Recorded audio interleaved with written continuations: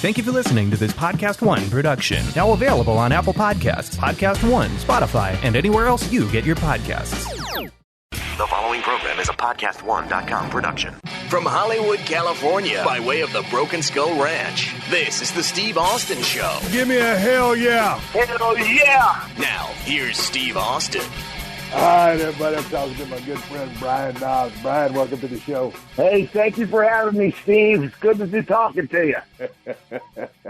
Hey, man, I was sitting there, to my listeners out there, I was sitting there doing a sound check with Brian. As you guys know, I'm at the Broken Skull Ranch. I'm in the middle of nowhere, and I record these conversations on Skype.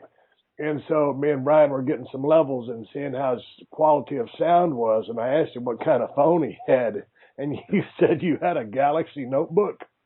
Yes, it's a Galaxy notebook, and I don't know how to really use it. But you said you liked it because it's so big you can see it? Yeah, I can see it. You know, I mean, it has a big screen, so I can actually, I'm getting older these days. I can actually see the things. I don't have to squint to look at what I'm, reading. Well, why don't you go down to the doctor and get you some fucking glasses? Because I just figured, heck, I don't look good with glasses, so I don't want to go that far yet. I'm pushing that off. That'll come in another 10 years. Boy, I don't think glasses are going to really set your look off too much. On the other side of that, you've been married for 20 damn years, so what difference does it make? Hey, you're right. You know what I might do, though? I might go down to the nearest Walgreens and get them readers. I heard they work pretty good, and now they got these kind that you can have, like, little lights on the side, so, they help you, read. And also, they give you a light. Hey, dude, I'm wearing a pair of the Walgreens readers right now. I wear the 1.0s, the little metal horn frame things that are pretty damn strong. I look like a piece of shit in them, but I can see like a hawk. Well, my wife, Tony, she's got them, and she's probably going to be, wring my neck for telling people. But, yeah, she has them on, and sometimes at night she has them on, and I'm like, what the heck? I think there's a burglar in the house or something. You look on the dark side of the house and you see these two little white lights coming at you. Like, what the heck is going on here? Tony has the kind of glasses with the little lights on them? Yeah, she has the kind that has a little thing on the side, and that's why I said I got to get a pair of them. Hey, man, let me ask you, man, you and I have been in the pro wrestling business for a long time. How long was your active career, Brian? Well, put it this way, I'm still, like anyone would say, I'm still going out there and doing it. I don't do it as much anymore, so I'm kind of like semi-retired.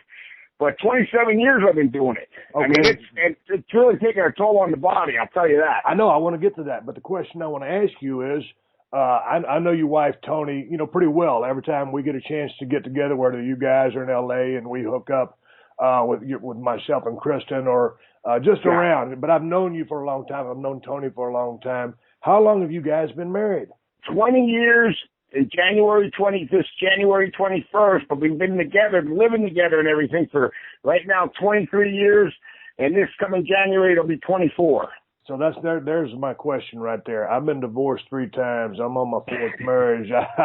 I went down in flames several times. How did you, out of all the bullshit that you and Jerry Sags got into as the Nasty Boys, and you're one of the rowdiest cats in the history of the pro wrestling business. Anyway, we'll cover some of that down the road, but how did you keep this marriage together? This is a miracle. You got to look at it, man. Nothing comes easy, and grass is not greener on the other side. But I luckily found a good woman that sticks behind us in thick and thin, and not out for herself, and actually there for me to help me out along the way. Because I'm pretty sure if she hasn't been, wasn't around with me for all these years, who knows where I'd be right now. It's kind of crazy, but she's been my backbone, like everybody says. Behind every good man there's a good lady. Well, just like you have a good lady right now, and it took you a little time to find it, I actually found her right away, so that was good on my part because I'm still here and I'm still going strong. What can I say? Well, hey, man, that's answering the question. I know that you and Jerry Sags are from Whitehall Township, Pennsylvania, around those parts. Where is Tony from? Tony's from Nashville, Hendersonville, actually. And, you know, she was, when she was brought up as a little kid, the parents had a barbecue shop right there, and all the, you know, famous country stars used to come in.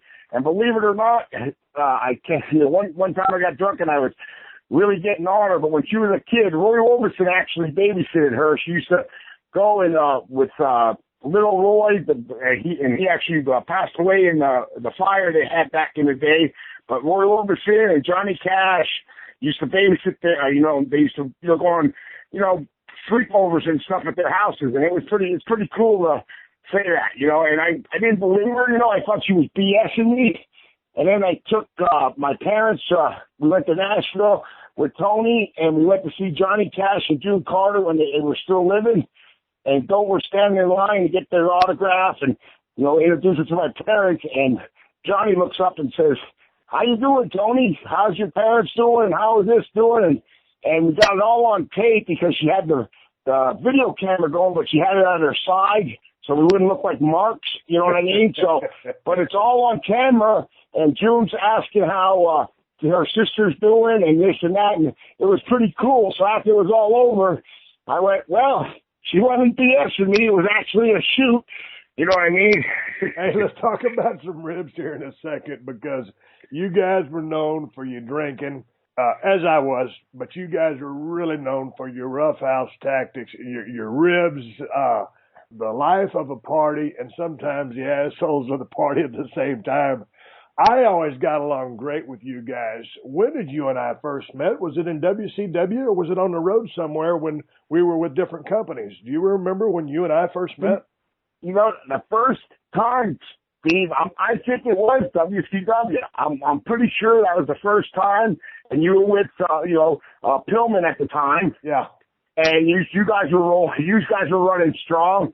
You know, and we came in and we got along. We just hit it off right from the start. We did. You know, you know the deal. When you meet somebody and you just have that feeling and you hit it off from the start, you know that guy's going to be friends with you for life, through thick and thin, and have your back and all that stuff. And that's the way me and you hit it off, right like that, you know? Oh, I know. We did hit it off. But, hey, let's go back to you guys growing up down there in Pennsylvania. We were from Whitehall, PA, actually, and that is, you know, the Lehigh Valley. Allentown, Pennsylvania is I always refer to it like Allentown because Billy Joel wrote a song about it.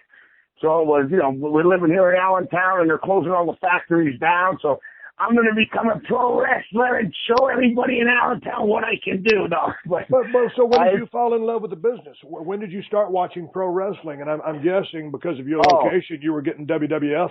It was WWF back in the day. Yeah.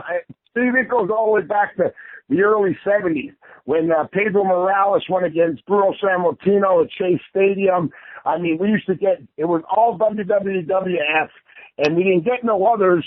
You know, we didn't get NWA, we didn't get AWA, and, you know, that was one of the major, you know, companies back in the day.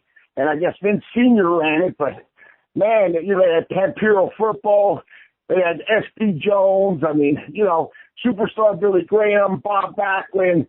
I mean, the list goes on and on. And I used to do TV at Hamburg. And we went and watched, you know, TV. We'd go see TV tapings at the time with Captain Lou Albano, Professor Tanaka, you know, and but Mr. Fuji. When you say we, you're talking about you and Jerry Saggs, right? Your partner. Well, Sags would go on a couple of them. My brother would go. I mean, me and my brother were big fans. But, you know, Sag would hop along on a couple of the trips. But I was really more, I was insane about it. You know what I mean?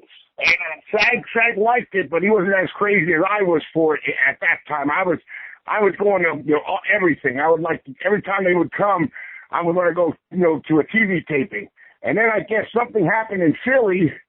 And when they were taping in Philly, I guess the building burned or whatever. Then they moved it to Allentown. Then they were doing the tapings in Allentown, and that's when Zbyszko hit Sammartino over the head, and Sammartino was laying in his pool of blood there, and that happened right there. And then so did the Jimmy Snuka, Roddy Piper, coconut thing happen there too. That was in Allentown. That was one of the best angles of all time.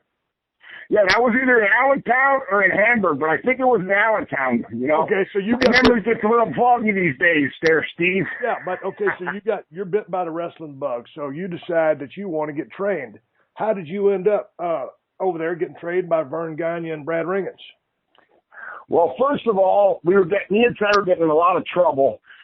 You know, he got thrown out of college, and I kind of got, you know, a very polite way asked to leave. I was in the Army, and we both ended up back in, you know, Whitehall, PA, and we were getting in fights every weekend, you know, and our good friend was Matt Millen, and at the time, you know, Penn State, and then he went played for, you know, a great NFL career, but he was playing for the Oakland Raiders at the time.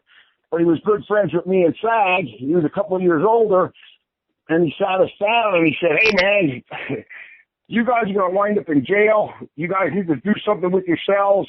Like, gave us a little pep talk there, and then he said, "Hey, why don't you try it now? You always loved that wrestling. Sag, you always loved that wrestling. Why don't you, you know, try pro wrestling?" And we both looked at each other. Hey, that's not a bad idea. So then we went, and you know how it is. You know, I know now, and you know now, but we were marks at the time. We were bugging George the Animal Steel. They used to stay right there at the George Washington Motor Lodge, right down, you know, from our houses, about maybe 10 minutes away. So we would bug them after the match. We'd drive around, and we'd look and see, you know, where are they? Oh, there's George the Animal. You know, and we were trying to talk to them. And, you know how it is when they're finished wrestling, they want to have a couple beers and just chill. They want to be left alone. They don't want to be hounded by a bunch of marks. Yeah, exactly. We were stalking them like a bunch of marks. And then finally, George Steele called me up and said, you know, we finally got touch base, and I told him we wanted to be wrestlers. Well, he got so pissed off at us, he had Bob Orton Jr., Jimmy Snuka, and I forget which other wrestler there at the Quality Inn. They were staying at the Quality and called us up to come down, and here they were going to stretch us. They were going to, you know, really beat the hell out of us there, right there at the hotel. And thank God, I was working and Sag was working. And I said, "I'm sorry, Mr. Steele, but, you know, we are not going to be able to make it." So he said, "Well, if you're really serious about doing this pro wrestling, there's only one school to go to. That's Vern Gagne's school up in Minnesota. They'll teach you right," which he was saying in his mind, "You're going to go, I'm sending you up to get tortured," because that's what kind of school it was. You know, you're getting up and we started with 22 damn students, and me and Sag were the only ones to survive.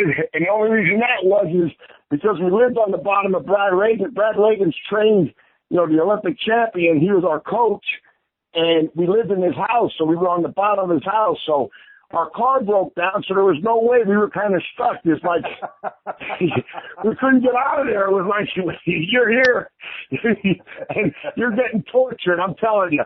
I mean, you know, because he had the Olympic champions come in there like Jeff Blatnick.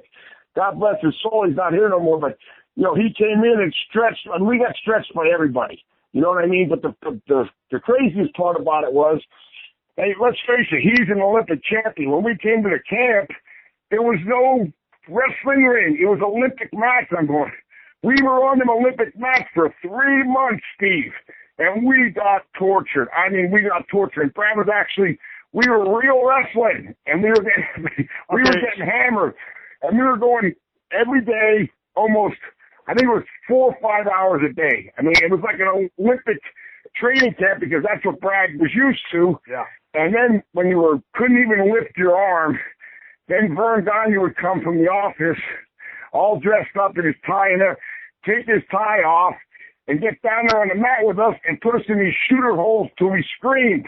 You know, oh, you know, and by the time Brad worked us over, our grandmothers could have beat us. You know, I mean, let's face it. But that was the way they did things back then.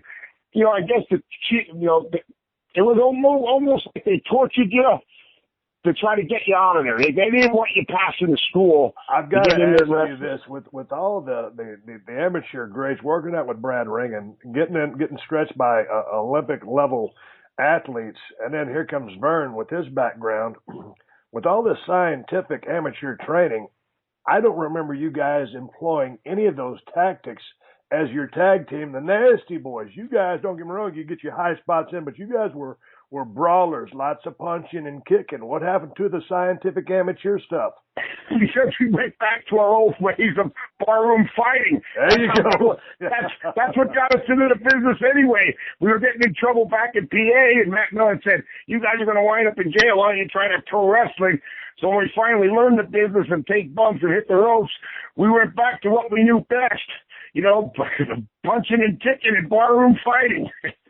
Well, so then where was your first run? Was it AWA?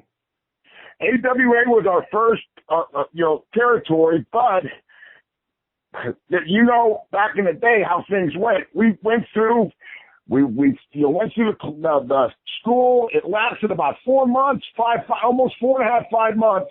We were the last guys to survive, and then after that, we got hired by Vern, but it was hired by Vern to drive the ring truck and referee. We did that for 6 to 8 months. Oh, and then man. one day, you know, on the Ringo was just too early. So Kurt Hennig and I forget it, Jimmy Snuka and Colonel De Beers and all the main eventers would always come in late, you know, because they were used to coming in late. And Kurt told the story. God bless his soul. He's not here no more either. He was our mentor. But he's driving up and he goes, hey, that looks like the ring truck. And all of a sudden he looked over at us and he goes, what the hell? It's the ring truck. And we weren't even at the show yet.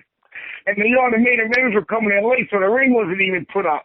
So that happened. And then the next thing that happened is there was a mix-up, but we got blamed for it. The ring never showed up to the town. So after that, that's when they finally threw us in the ring. We got axed from that job because the next day, Vern Gagne called us in the office and goes, never, since I own this company for 40 years, has the ring never shown up to the town where it was supposed to be. And me and Cy were sitting there going, what's his name was supposed to bring the ring this time? Not us. He goes, bullshit, you guys were down to bring the ring and you didn't bring the ring. We were sitting at home and we get this call and it was the ring didn't show up to the town. So straight up shoot, was it your fault or was it the other guy's fault? It was the other guy's fault, but he blamed us, of course. He was around for a while. So then you guys get in the ring. Do y'all automatically come up with, okay, we're going to call ourselves the Nasty Boys? Was that the first name? How did y'all get to that? No. Our first name, believe it or not, we had this thing because I was in the Army. We were going to call ourselves the Mercenaries, right? It kind of got a good ring to it. Sounds better than Ringmaster. Oh yeah. But we had this baby, you know. Okay, the Mercenaries, we're going to go with that. And then we went out with Vern Gagne's daughter, Donna, and she went out with us one night, and we were out to 2, 3 in the morning. And the next day when we came in the office, she called us in, and she goes, I want to talk to you guys about something. And she goes, the way you acted last night, you know, you acted like a bunch of rowdy, nasty boys. She goes, you guys should think about maybe calling yourself the Nasty Boys. And me and Sag looked at each other and went, hey, that's a good name. And that's how we got our name, from her going out with us one night. And me and Sag back in the day, as crazy as we were, you know, doing our thing. And then the next day she said, I don't know why you want to call yourselves the Mercenaries. You guys should call yourself the Nasty Boys. And me and Sag went, hey, that's a good name. So we went with it. So you're there in AWA, and then so how long does that last? Because then I probably met you guys down in WCW in, 91, 92? I think in 90 we met. In 90? 90. I think we met in 90, and we were we started the school in 85, started AWA in 86, then we got fired. You know, I didn't tell that story. We got fired because we almost burned down a motel in North Dakota. But then again, I just got to say, God bless his soul, Kurt Hennig was like the big guy and stir everything up. And then we always got blamed for everything. And the Rockers were there too. Shawn Michaels and Marty Jannetty. Hey, well, you guys were having great matches with the Rockers back then, right? Because I mean, oh they were awesome. Those guys were on fire, and so you guys had to having classic classic matches. Back in the day, me, Sag, and Shawn all lived together, and in this one room that Brad had downstairs in his house, and they had 3 beds. There was one twin bed and one big king-size bed, and believe it or not, nothing went on funky, but me and Shawn slept in the same bed because everything was broke at the time, and we were all in the one room together for about 6 months. It was me, Sag, and Shawn Michaels all living together. Well, how did you guys get along back in the day? Because, Shawn kind of went through his phase where, he went through his issues, and he was a kind of a different cat there for quite some time. But how was he back in the day as a rookie, paying his dues and learning the chops? Bro, he was great. We were best of friends. I don't talk to him too much no more. I'd like to get in touch with him, but we just haven't touched base. Things go after time goes by. But we were the best of friends, and I still consider him a real good friend of mine. Just haven't talked to him in years. But he had a thing. I was trying to always be that smart alecky kind of cocky kind of guy. Well, he was that. So there was a little thing that went on that some of the old timers didn't like that. Wahoo McDaniels, there was Ray Crippler Stevens was there, and a lot of the old timers, like were saying, who do these young guys think they are? And because we were pulling ribs and doing all this crazy stuff, and there's a couple times where we had his back, but there's a couple times when some of the vets wanted to rip his head off, because he was right from the start. He always had that talent, though he could work, and so could Marty. And I don't know if they were jealous or whatever, but they thought we weren't showing the respect, but we were. And a couple times there it got kind of crazy where we almost went toe to toe with like the old vets against the young guns. Well, what kind of ribs were you guys pulling at an early age? And to my listeners all across the world, I know a large part of my wrestling audience will know what the ribs are. Ribs, to my people that don't necessarily know wrestling, are practical jokes that guys play on one another just to alleviate pressure or for a few laughs, or maybe because you don't really like someone, but they're a big part of the pro wrestling scene. So what kind of ribs, if you guys are pretty ballsy to be pulling ribs on veterans that have years of experience, what the hell were you guys doing? Kurt, the thing with it was up there at the Western Hole, it was called, up in Grand Forks, North Dakota, and Wahoo and Kurt kind of had a little thing going on, and at the time Wahoo was the booker, and him and Ray Stevens were staying in a room together, so he had us bang on their door real loud. This was an outside hotel. You could just drive up to the room. Yeah, like a so we banged on the door. Boom, boom, boom, boom, boom, boom, boom, boom. And when they opened it, we were sitting in the back of Kurt's truck with Sag had one and I had one with one of these 50 Roman candles each, so 100 shots each. And when they opened the door, bing, bang, boom, boom, they were getting blasted by these fireballs, these red, yellow, blue were coming shooting in. And then the next day, Kurt Henning's tires were slashed. I guess Wahoo went and flattened 3 of his tires with a knife. And then the one star that Wahoo brought in, his name was Mitch Snow, and he was a pretty boy.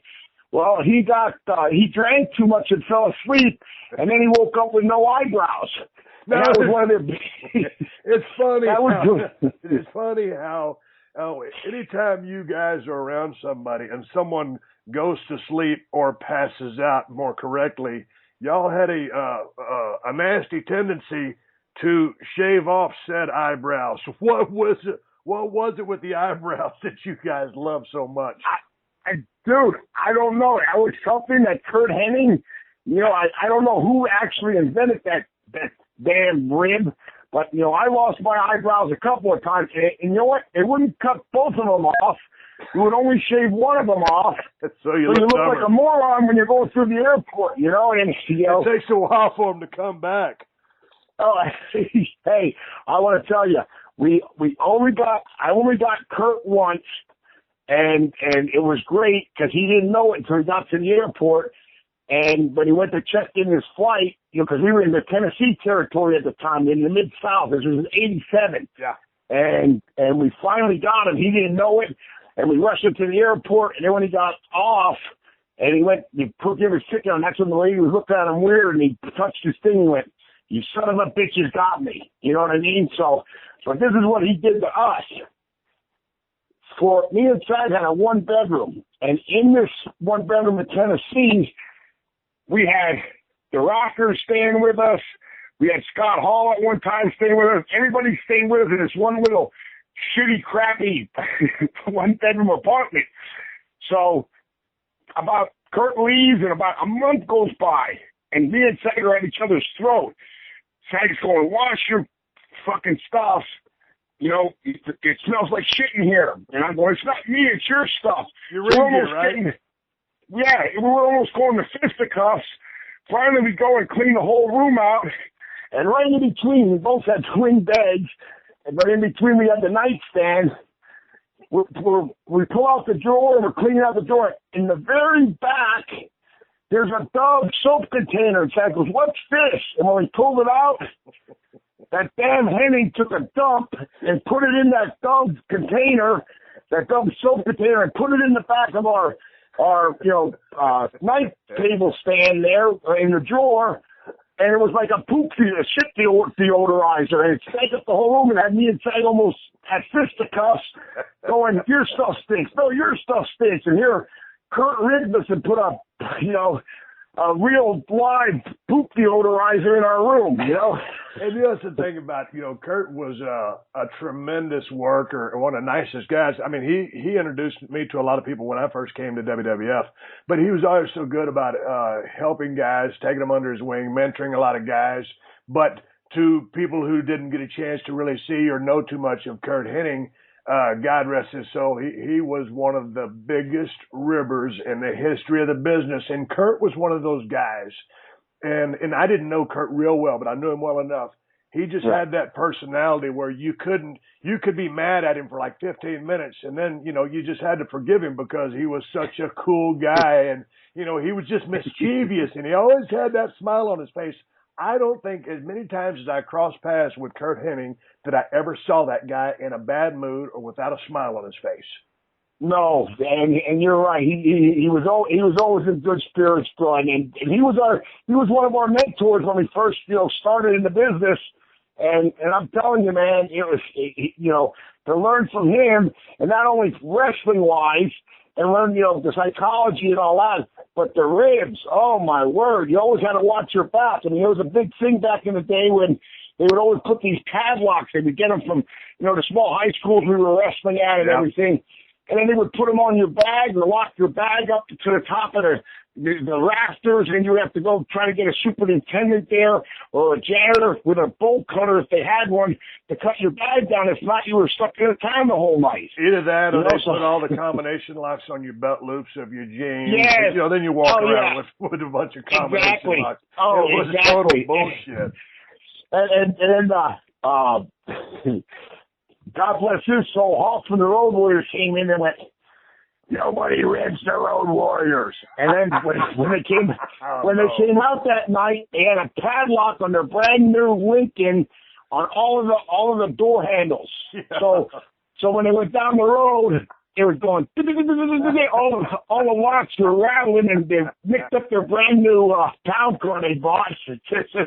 And that was definitely a Kurt Hennig one, And another one was, if anybody remembers Nails, well, Nails just bought this brand new truck, and somebody ripped off the hood on it. It was a Dodge Ram. He used to have them big Rams. I got one of those. Yeah. well, after that, he was driving with Kurt, and Kurt had him convinced it was Sheik Admiral Casey. And Sheik Admiral Casey's, I don't know how old he was then. And the next day we're at the TV up there in Minnesota, and Sheik Admiral Casey comes in, and he has his coffee, and he's laughing, going, "Hey, Kevin Nails, Kevin Kelly thought it was him that did it because the Kurt stirred it up, and he went running over to him and just beat the living hell out of him right there at the interview room. And then Greg Gagne jumped in and says, Kevin, stop it. We have expensive TV equipment around here. He wasn't worried about Sheik Adnan getting his ass kicked. He was worried about some of the TV equipment getting busted. So now, after that happened, Greg goes off, has everybody, sitting around and saying, this shit's gonna stop. If any of this happens again, you're fired. One of you guys out there, blah, blah, blah, blah, blah. After he gets through with his whole speech, Kurt goes, you fucking nasty boys. You're too much. Like, we did it. And then all of a sudden, oh, my God. And he threw all the blame on us. And Tanya actually believed him, but it wasn't us. It was that damn Henning doing all of it, Hey, man, as you were coming into the World Wrestling Federation now, who were some of your favorite tag teams to work with? Who did you guys have great chemistry with? When you guys are working a program that you really enjoyed lacing up the boots and working with? Well, I got to say the Hart Foundation was great. Oh, those guys are badass. The Rockers, we already wrestled them, in Mid-South and in AWA. So they were always, pleasure. They were great to work with because we knew them. They were friends of ours. And when you wrestle a friend, if you spun them a little bit, they don't care. Right. So you always had good chemistry with them guys. Let's face it, we the British Bulldogs, unbelievable. We wrestled them over in Japan. And, hey, stop right there. Road Warriors. Stop. Hey, but let's stop. Let's talk about the British Bulldogs for a second, because this was back in, so Dynamite Kid was still in the ring, correct? Yes. They were still going strong. This was 88. Tell me about that, because, man, that's one guy that I've always wanted to meet during my career, and I never did, but I thought so much of his work. When I saw him starting out in Calgary, the stuff that at a young age that he was doing with Bret the Hitman Hart, and then, of course, when him and Davey Boy hooked up, I just thought they were one of the most awesome tag teams ever. How was that guy in the ring? Because he was a notorious ribber himself and also a tough guy. An unbelievable talent, Steve. You wouldn't, and you learned so much from him. That, because he was over, when we first met him, me and Sagler in 1988 went over for the Giant Baba, his tag tournament. And they were one of the tag teams on the tournament, but, we were there with, Abdullah Butcher, Tiger Jet Singh, Stan Hansen and Tenru, Terry Gordy, and, what's his name? He was one of the long runners, Irwin, the tag teams they had on there, and me and Sag, and we were just young at the time. We were getting rid by Dynamite every day. We would sit, on the bus in front of him, and he would use me and Sag's head as ashtray. After we were smoking, we put the ashes on our head. Then when we get off, we go, what the hell's this on top of our head here? Is, using us as ashtrays. But, dude, you learned so much back in the day from them guys. It was unbelievable. And then Davey Boy, wrestling in that match, where, we wrestled him twice or three times over there. He put you in that, suplex, but he holds you up in the air so long.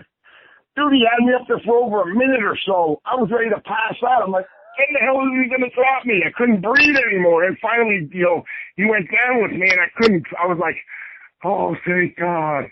Because when he had me up like that, and I'm a big guy myself, I cut off my circulation. I couldn't breathe. Hey, how snug was Dynamite in the ring? Because you guys were known for being snug, and it looked good on TV, but it probably felt a little bit brutal. But so how was Dynamite as far as being on the receiving end of y'all's offense? Yeah, you knew.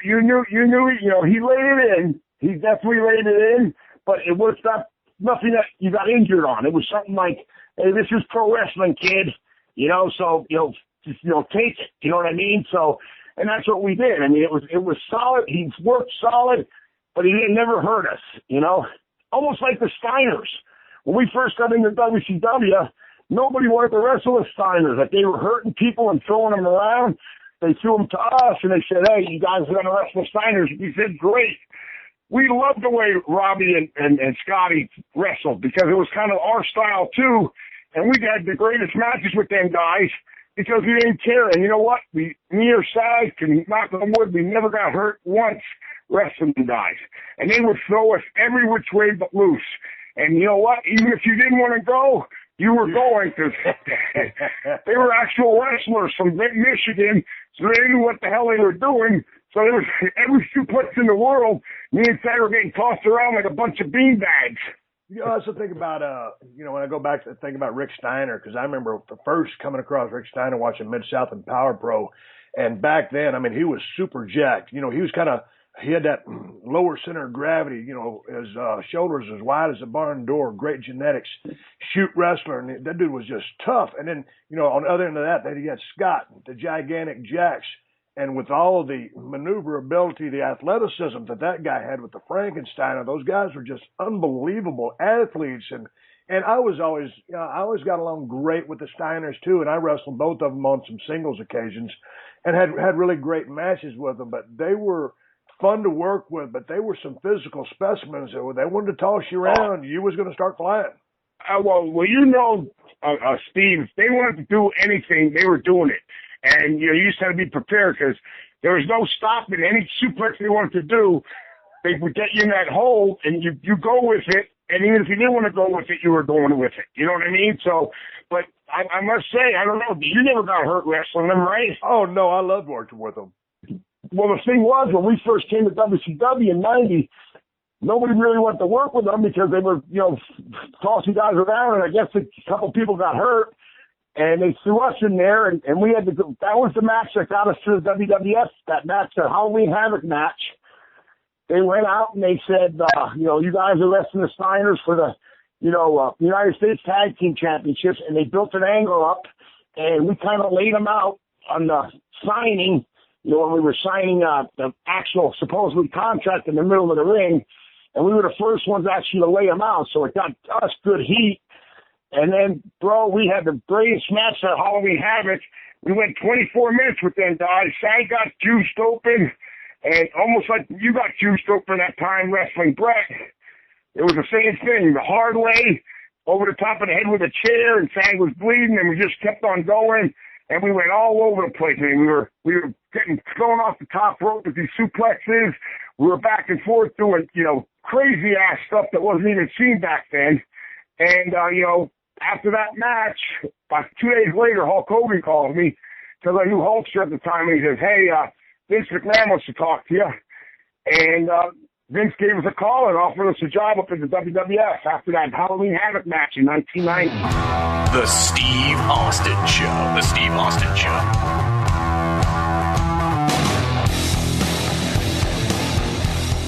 Paying out of your own pocket for gear you need to do your job is a problem. All kinds of departments across the nation, police, fire, EMS, medical workers on the front lines, and even military units, they all deal with constrained budgets and outdated gear. But there's still a job to do, and you need the gear to do it. Hunting for military, first responder discounts has historically required going from one website to another, and all kinds of hassle. Don't you wish there was one place you could visit that had a carefully crafted selection of deals for military first responders in one spot? GovX works directly with brands to negotiate the best prices possible because you deserve the gear you need at the prices you've earned. Plus, you can trust that the gear you're ordering is 100% authentic, direct from the manufacturer. If you must pay out of your own pocket, you shouldn't have to pay a premium to get the gear you need to effectively perform your duties and complete your mission. GovX has a huge collection of gear and apparel from popular brands, all in one convenient location. It's like a grown man's toy store in here. Just wait until you see our knife collection. All you need to do is sign up for free. No subscription fees. No re-upping your membership every year. Once you're approved, you're a fully fledged GovX member for life. GovX honors your service and gives back to your communities. We don't just thank you for your service, we honor it. So if you're an American of service, a current or former member of the military, firefighting, frontline medical, or law enforcement communities, or the emergency medical, join GovX for free and enjoy a community that honors and gives back to patriots like you. If you've got a military or first responder background, visit govx.com and sign up for free for instant access to tons of deals and a community that honors your service. Visit govx.com and receive $15 off first orders over $50 or more when you use code STEVE. That's $15 off first orders over $50 or more when you use code STEVE at govx.com.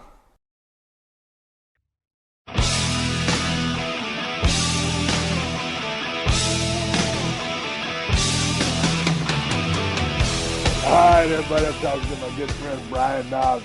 So when you go up to the WWF, I mean, for me, the way I've always explained it, and I think this is the way it is, WWF, WWE, whatever you want to call it, that's the major leagues. And WCW was kind of, training grounds. It was minor leagues. Yeah. And so you guys going to WWF, y'all roll in there, and how were you received? And is that when the final look came together with the graffiti style stuff? And right. Vince was down with bringing you guys in and put a rocket on your back?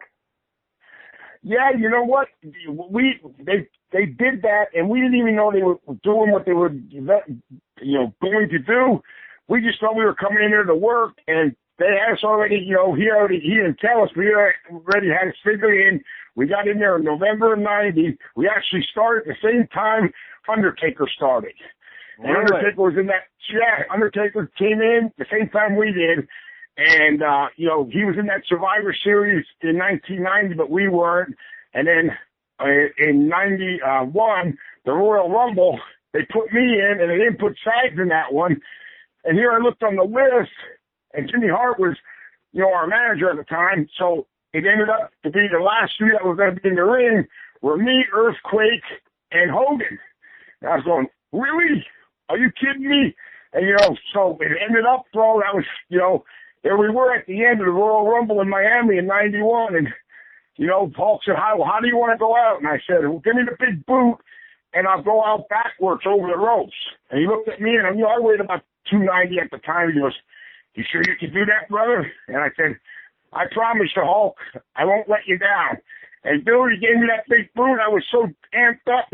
I didn't even touch the back of the rope. I was flying, man. I was like, because at the time, Hulkamania was running wild, and the last three in the ring, me, Earthquake, and he had like a little angle going with Earthquake, and Hulk. I mean, and then to hear the fans. I mean, I was so energized up. But the funny thing was, when they finally called my number, I think I was number 17 to get out there. I ran out there and went and, Piper even, he's on the announcing going, boy, look at this young Nazi boy, he's hitting everybody. I went in and started hitting everybody. And, with stiff shots, of course, and doesn't Kurt Hennig. I finally come up to him, I go to swing at him. He backs up 2 steps, I fall flat in my face, and every guy in the Royal Rumble jumps on top of me and starts whooping my ass. I mean, if you ever get that Royal Rumble, watch it. For a shoot? Oh, yeah. Go ahead. For a shoot? They were just giving it back to me. Stiff shots, but they were whooping. They were bang, bang, bang, bang, bang, bang, bang. Like, who do you think you are, young kid, coming in here gonna do this and that? So it was almost like receipts. You know what I mean? Hey, but you know what? And here's a little bit of advice for any of these new cats that go into a Royal Rumble. When you go in there, don't go in there and try to do a bunch of whiplash, bing, bang, boom bullshit. Go in there and start kicking motherfuckers' ass, just like Knobs did. Bang, form, just make your rounds. You got to make your presence felt. You got to have an explosion. So many cats go out there in their first Royal Rumble and they want to tee off with a guy and try to send him into the ropes while there's 15 other guys in there and do a bunch of stupid shit. You get over by doing the stuff that you did, or for me, stomping people or just making rounds with big right hands. That's how you make an impact.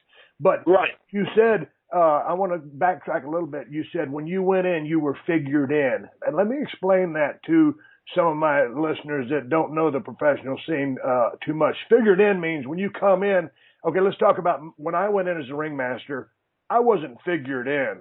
I was just going to be, kind of a mechanic. So when you're figured in, they have plans for you. They're going to utilize you in a correct fashion. They have plans to push you. So you guys were figured in. They had plans to make you guys a top tag team. So now that we have that talked about, let's talk a little bit about The Undertaker.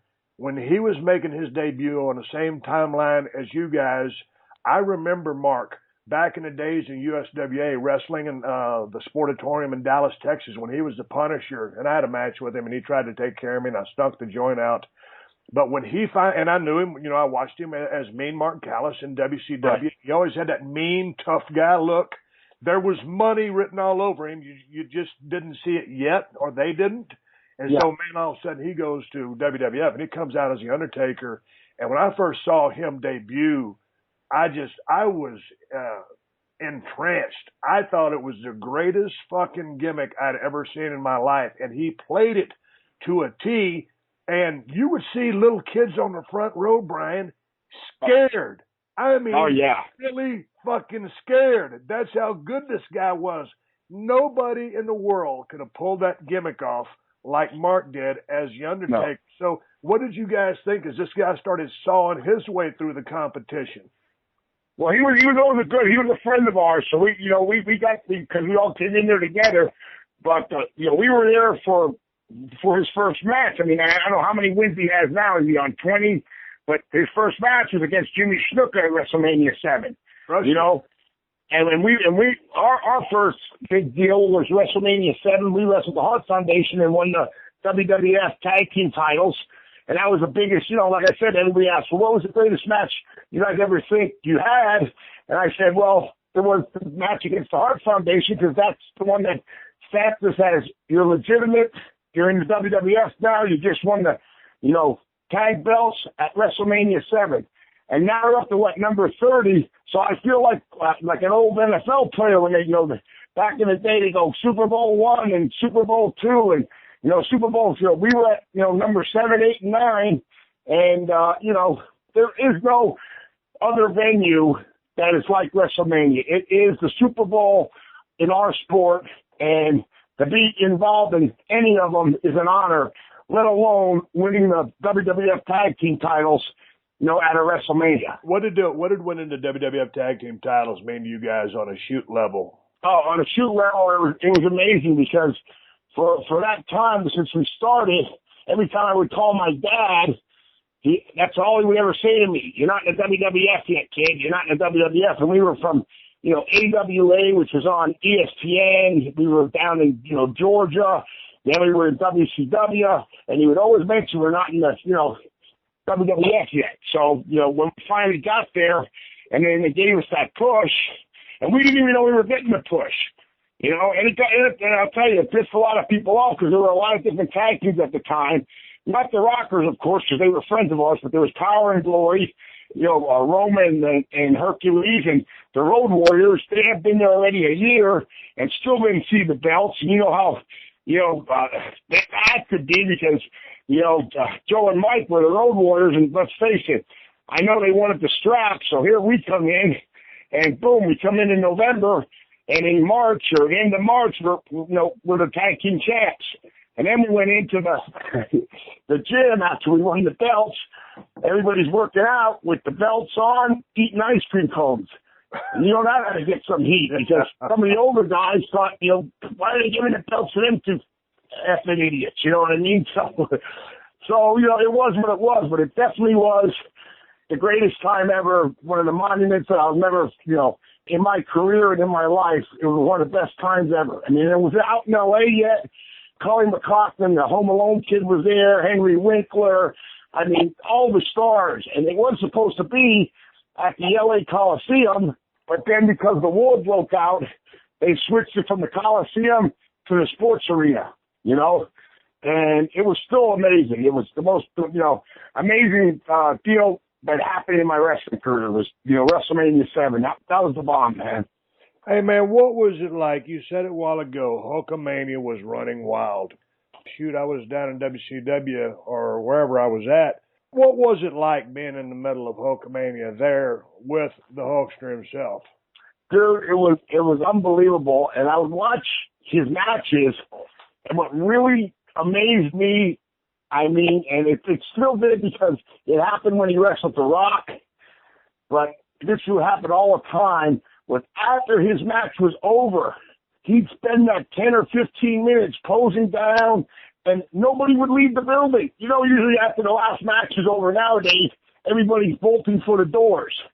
But in his deal, when he was main event, you know, the people were so enthused, and, you know, the Hulkamaniacs were going crazy that after he would win the match, they would stay around to have him do that, you know, his posing down and with the ears thing and pointing this way, that way. And he'd be out there for 10 or 15 more minutes. And the people never left. And it was unbelievable. And I would watch that night after night going, damn. You know, that's what you call over. You know what I mean? So, yeah, it was really amazing to see at the time. It really was. You guys were selling out everywhere you were going, right? Selling out everywhere we were going. And that's where they were running 2 times a night. Yep. You know, the A town and the B town. And the B town, I think, was, if I'm not mistaken, was Warrior against Taker. And they were doing okay, but you always wanted to be on Hulk's show because you know it was going to be sold out and you knew you were going to pull in a lot more bread. You know? So you were always hoping to be on the A show, not the B show. You know?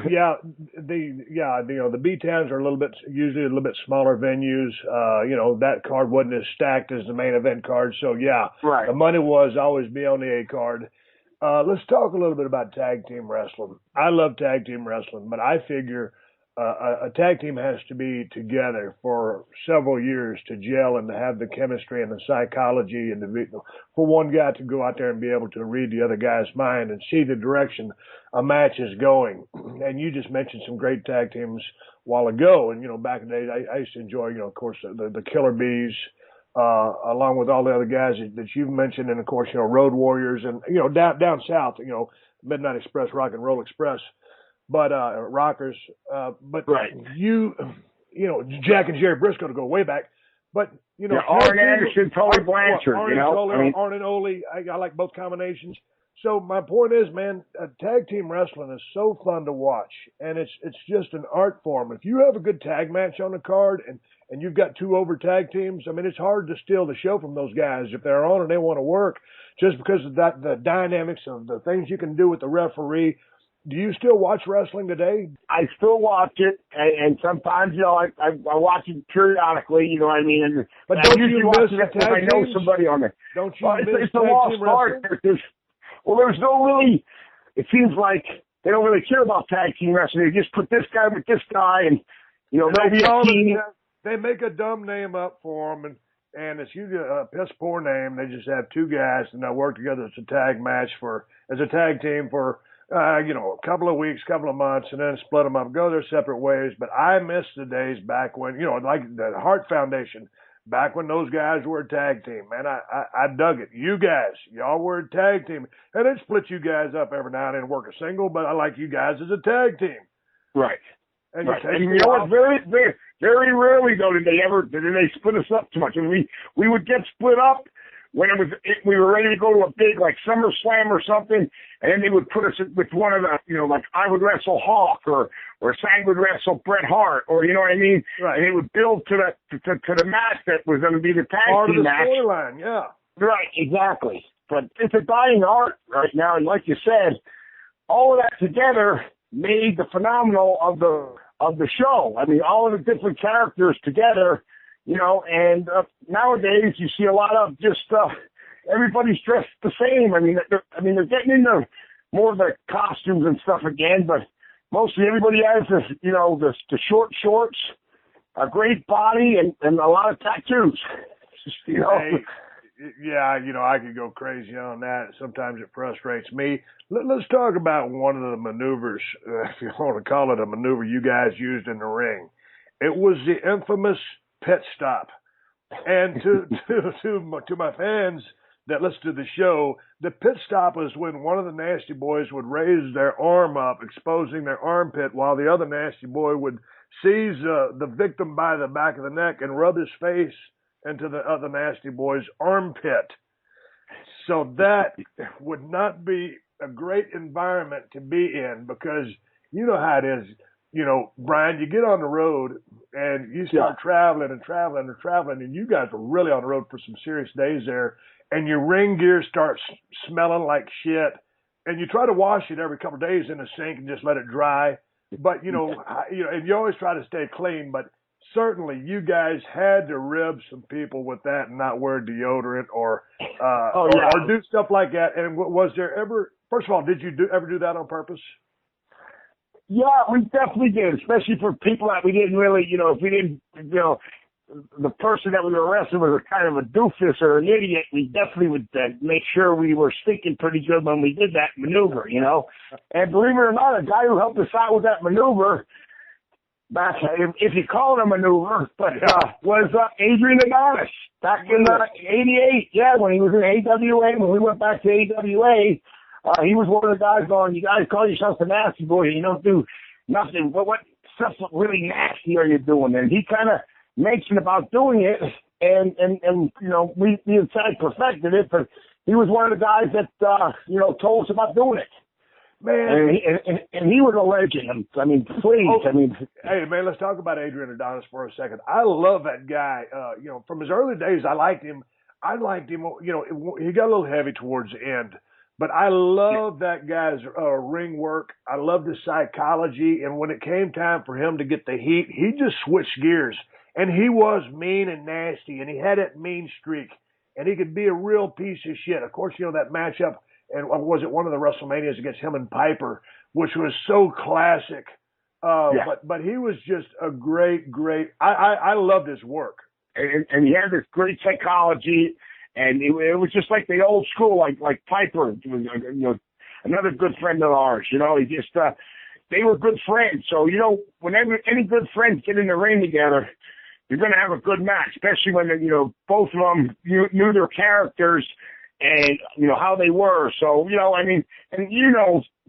your character back in the day was an extension of really you. I mean, right. Just like you finally got Stone Cold and, you told that story about how you got it and your ex, kind of mentioned it to you and then you went from there. But, it's an extension of you. And I don't know about nowadays.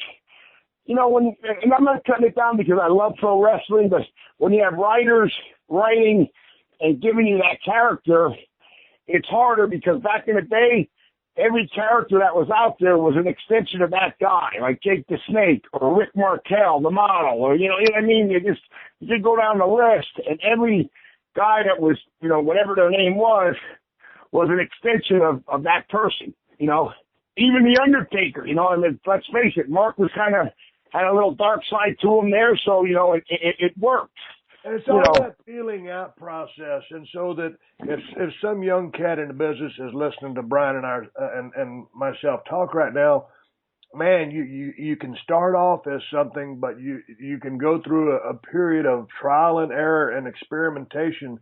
Don't be afraid to try different things. Don't be afraid to trust your gut instincts or to question management because, it's your career and you can't just say, agree to everything all at the same time. I know the political landscape is very tough these days because it's kind of a monopoly, but, within, good conversation and open, honest conversation with management, express your ideas and yourself so that you can find who and what you are. Because certainly it was a long journey for myself and a little bit of a feeling out process for y'all. And y'all went out with Donna and she made the suggestion and then talking to Adrian and all the pieces came together. Y'all nasty boys, Brian Knobs and Jerry Saggs had a tremendous run together and a lot of fun. But there's also a lot of bumps and bruises along the way. What were some of the injuries you suffered, Brian, in the squared circle? I tore my shoulder out from max pain, not knowing how to throw me the right way for a suplex, and people thought I broke my back. And I mean, that's still, I think it's a Super Brawl, whatever, 95. That was a bad one. And then, I have a knee replacement on my right side. Left side, knee went on my right side now. But, knee injuries and then a couple neck injuries that I didn't hurt it too bad, but I got, thrown the wrong way. It's so weird because when you're young, you just keep on going. Back in the day, we didn't have the trainers back there. There was no trainers in the back of the locker room helping you out like today. No. And if you didn't wrestle, you didn't get paid. So you wrestled so many times. I could say we wrestled probably with concussions, you wrestled hurt because if you didn't wrestle, you didn't get paid, and Right. you had to feed your family, so you just went out there, and there were a lot of locker room doctors back in the day, and you just picked up your shit and went back out there, you know? This is the Steve Austin Show.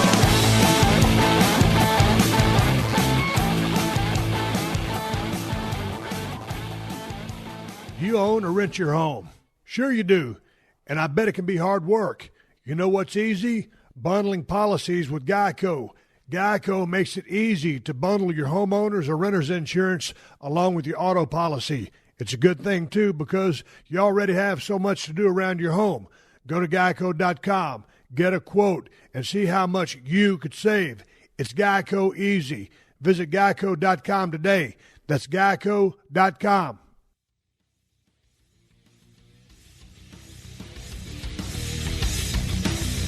I think I've told a story one time before. My neck was bothering me. It was when I was WCW and Harley Race, 8-time world champion. You know Harley. Yeah. I'm your kid. That's a tough SOB right there. Yeah, Harley laid me on a table and wrapped a towel around my neck and jerked as hard as he could, and I thought he was going to yank my head off my shoulders. And then he put me in a full Nelson, and he jerked up real hard, and I swear to God, lightning bolts shot out of my fingertips, and I thought he was going to paralyze me. And Harley, well, how's that? Is that better? And I'm about to shit my pants. I think I'm paralyzed. I said, look, Harley, yes, sir. It's a lot better. He goes, you want me to do it one more time? Oh no, Harley. And I ran the fuck away from Harley Race, who I absolutely love. But because the boys are out there on the road through the grind, and people want to say, hey, wrestling's fake. Hey, okay, it's predetermined. We know that it's a work.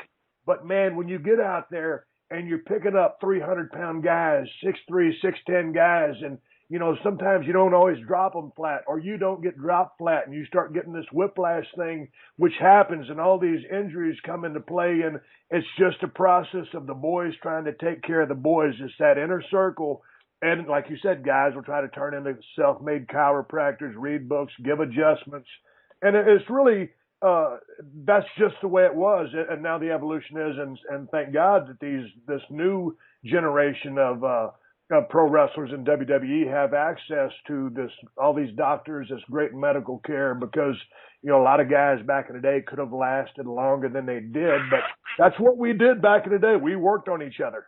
For 300 days a year, you're going, and like you said, everybody had their own remedies. The Samoans had their loamy. And every once in a while, Snuka or Haku would take me and it was almost like a deep tissue massage. It would hurt like hell. But, you try everything because we didn't have no trainers in the back. It was, them were the guys helping you. You had your locker room doctors, and you also had your locker room lawyers trying to tell you, how to do this and that. No, it was such the Stone Ages back then. And, back then when you got your ass smoked and you really were hurt, I mean, you almost felt guilty talking to whoever was running the show, or much less the promoter, and say, man, I don't know, my shoulder's really fucked up. And of course they look at you like, oh, this motherfucker's working me. He wants days off. And, you're really hurt, but you almost had a guilt complex trying to get a little time off. And by the same token, you don't want to come off the road because you're not going to get paid. But when you really are hurt, it was hard to ask for time off. Well, I blew my knee out right before SummerSlam, before you were supposed to drop the belts to the LOD. And Vince and then said, go get it done. So what I did was I went and got it scoped just to clean it up, and so I could make that match. But the thing was, like I said, back in the day, you just went. Right after, WrestleMania, we were over on a London tour, and we went and went over for, I think it was a 10-day run right after WrestleMania. I mean, not WrestleMania, SummerSlam. So we lost the belts to the Warriors, and then we're wrestling them over there. And, I flew all the way over there and everything. It's just 10 days after I just had surgery on my knee. And all of a sudden, my leg blew up like a balloon, and they took me in to emergency room in Birmingham, England, and it looked like, my calf was 8 sizes too big. My whole leg blew up like a balloon below the knee. And they wouldn't let none of the guys come see me. And over there, it's different than over here. They have like just volunteers helping out over there. And so I had one person pushing my cart where I had only one arm, or like he was missing an arm, and it was, I mean, the medical facility was the shits. And I'm like, oh my God, what did I do to deserve this? And then they come over and tell SAG's trying to see me. They wouldn't let none of the guys come see me. And they said, well, he has a blood clot, and if it breaks off and goes to his heart, he could die. And all of a sudden, they told me that, and I'm like, what the hell? What's going on here? Where I should have been 10 days this was 10 days after surgery. I went and did the match after, the SummerSlam match. I should have just said, hey, I need to take some time off, but you weren't sick like that. No, man, I got to go, and, they got another tour booked. We're going. And, I thank God nothing happened. I stayed in the hospital for like a day or two, and then you joined back up with with the crew like 2 days later, and then they said, you don't have to wrestle, Bob, you don't have to wrestle, and I still went out and did my thing, but I was more on the apron because we were a tag team, you could do that, but I still went out. Hey, man, you told me a funny story. Would you tell a story about how you almost got run over by your wife at the gas station? Well, I actually did. What was the deal? And that was in one year. I got stabbed in Peoria. Okay, why did you get stabbed in Peoria? Well, after the match, a bunch of frowny fans, because it was me, SAG, and Mike Rotundo, and his car came up and was trying to drive us off the road, and all of a sudden they pulled in front of us and put on the brakes, so I got out first. This guy jumps out of the front. He starts throwing punches, and I'm blocking him, and I grab the guy, and I start punching him in the face, and now he falls down, and all of a sudden I just feel this rush of liquid coming down my head, and here it's blood, and I yell, SAG, he has a knife, and here he had a boot knife, and he stabbed me 3 times in the arm and 1 in my stomach, and SAG got the guy, front faced him, and just buried him right in the cement there, right there on the street. It's in the middle of the street. And while SAG got that guy, the other guy got out of the car and came like he was the Long Ranger and lassoed SAG over the head with a pair of jumper cables, and SAG had stitches on the side of his head.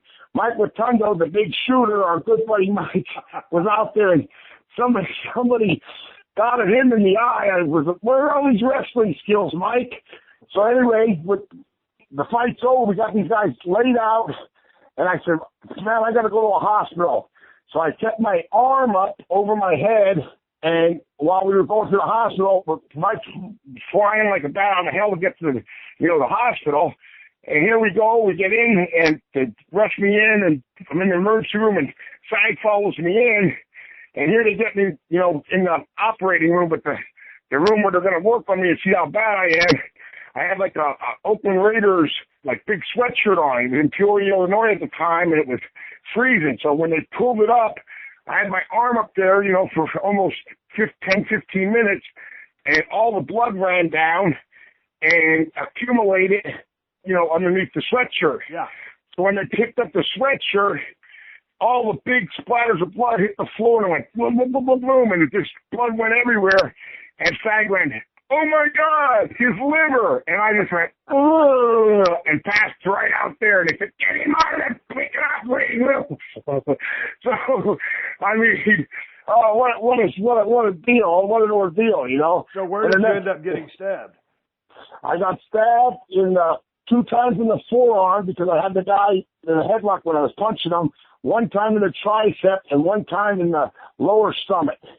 But the blade didn't hit anything vital? No, thank God I'm fat. Okay, that's what they said. They said, thank God you got some protection down there. So he stabbed me in the right spot, my fat stomach, So Jerry gets roped with the jumper cables. I mean, these guys are pulling out all the stops. So who ended up technically winning the fight if there was a winner? Well, we did. We left them laying there. Okay. They were laid out on the street.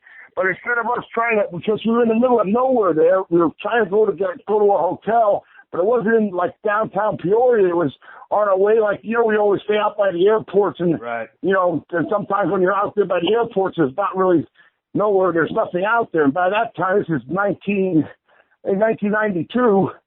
So there was nothing out by the airport. So when it happened, we let them guys lay in there because we didn't really give a shit about them. We were more worried about getting me to the hospital and see how bad I was, because I know I got jabbed a couple times, So how much work did you miss with your injuries?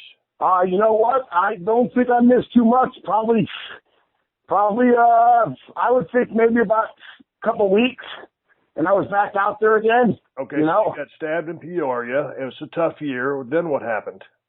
Oh, well, that happened, and then, right before Survivor Series, we were going to go against Ultimate Warrior and Macho Man. I guess they wouldn't put us there, go through that, and I'm at a gas station. I got out, I pulled up too far, and I got out and left the door open, and... What kind of car were you driving? I had a Cadillac, a Fleetwood. One Cadillac, nice, Fleetwood. Cadillac Fleetwood, living large, pull up to it. Yeah, living large, doing it. So I left the door open, but I pulled too far, and I couldn't. Hose would reach. The hose wouldn't reach the gas tank. So I told Tony, my wife, I said, "Hey, hon, can you pull it back a little bit?" So she got to the middle of the seat and didn't go all the way to the driver's seat. She just scooted over, and she put it, forward first. She put on the brake, and when she put it in reverse, the car was idling a little bit back, so it started coming back right away. She hit the brake with her left foot, and it slipped off and hit the gas, and I got hit with the door, and the car went all the way back, and it hit me right in the, thank God it hit me on the above, but the point of the door hit me in the right shoulder and in the bottom of my leg, the 2 points. Yep. And thank God, because all the arteries are underneath, because I would have been dead on the spot, but it flipped me around, and they helicoptered me to the hospital and all that stuff. So what happens? Okay, the door's open, your wife slips off the brake pedal, it hits the gas, the two edges, the top and bottom of the door, pin you up against the pump, spin you around. It didn't spin me. It hit me, and the car kept going, and I took a little whirly twirl, and I was laying there. Okay, so you whirly twirl, you're laying at the gas pump. Are you bleeding like a stuck pig? Oh, bleeding like a son of a bitch.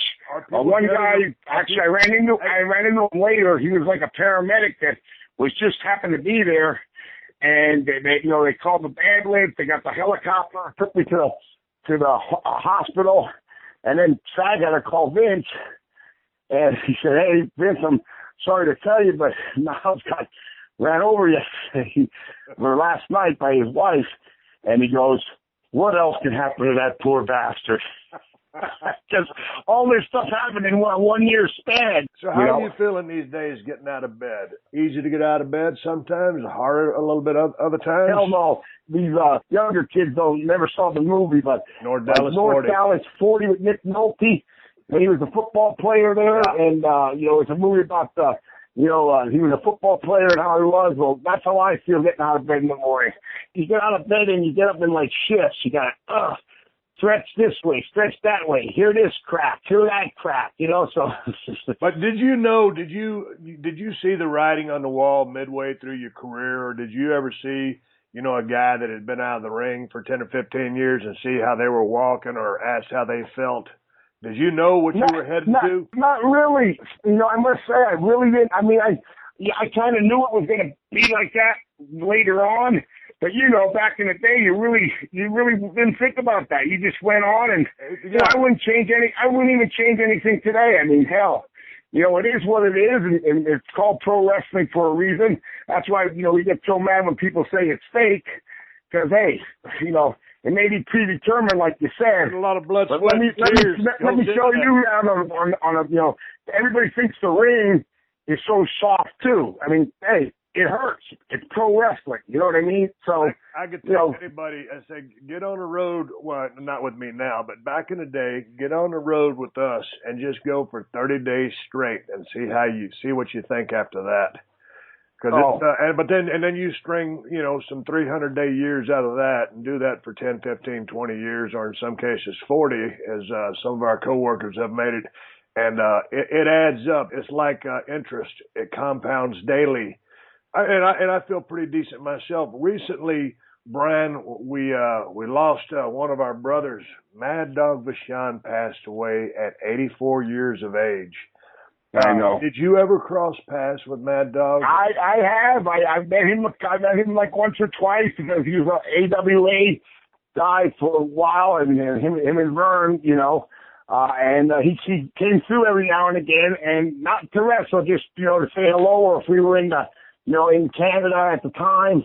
But I did meet him, I think 2 or 3 times, and what a nice guy he was, man. It was really sad to hear that he passed away. You know what I mean? Here's the thing, Brian and I, every time another one of the boys passes away, Brian and I have a tradition of he'll either call me or I'll call him, and we'll shoot the breeze about one of our buddies and tell a couple of good stories and have a few laughs over the tragedy.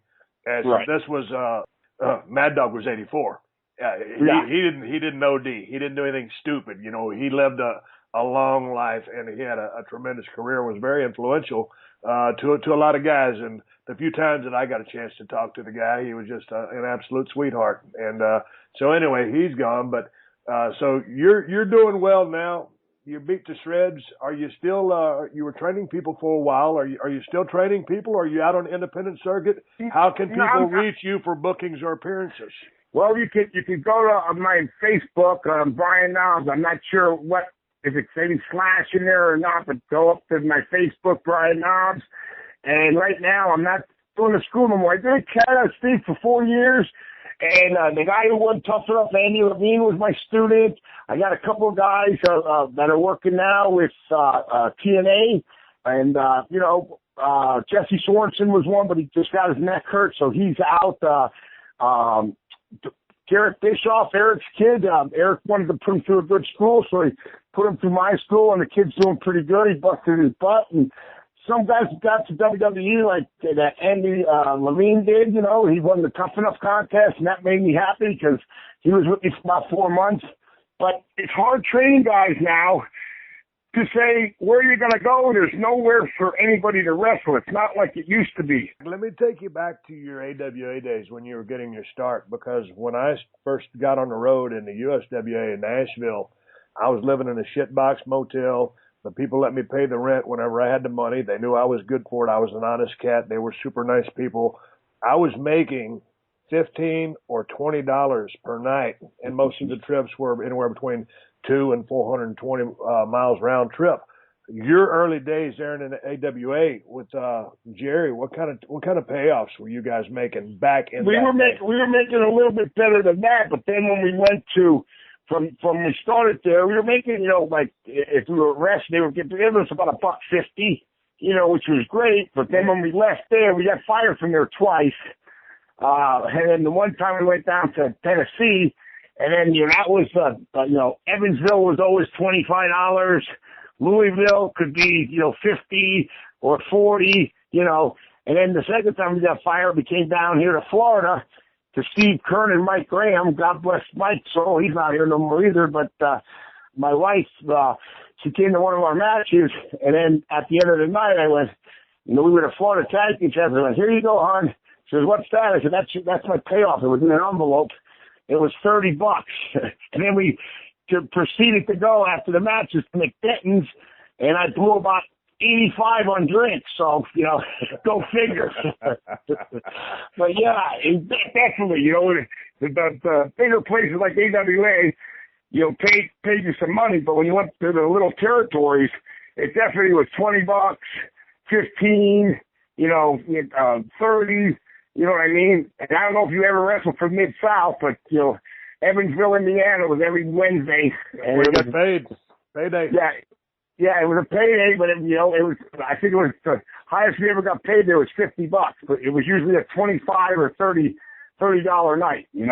Hey man, it's been good talk, and you were telling some rib stories just a while ago.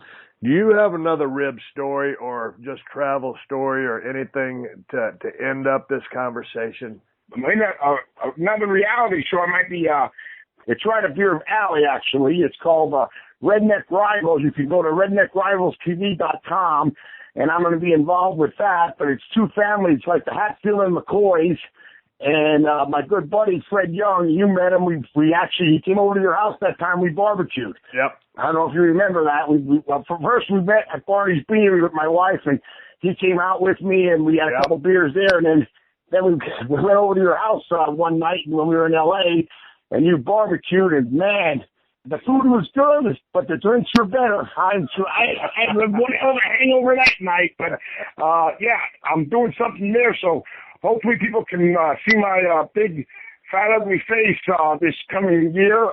Probably one of the networks, one of these local stations. It looks like it's going to get picked up, but I'm not going to say where yet because I don't want to jinx it, but I'm going to be involved in that. I'm going to be doing a bunch of stuff, and it's really a good concept, and it's these two families that really don't like each other, and they're two crazy families, and it's like the reunion of the Hatfield and McCoys again. It really is. So if anybody wants to check it out, like I said, it's called Redneck Rivals TV.com, and Fred, called me up and asked me if I wanted to participate in it, and he's been a friend of mine for a while, so I'm doing everything, bro, to stay, me and you, we're always doing something, so that's my one big project this coming year, so hopefully that'll get picked up and you'll be seeing me on the air again. Well, that'll be a damn good thing. Hey, so you can check Brian Knobs out on Facebook. It's Facebook/Brian Knobs, whatever the hell it is. Just Google Brian Knobs on Facebook. You'll find his ass for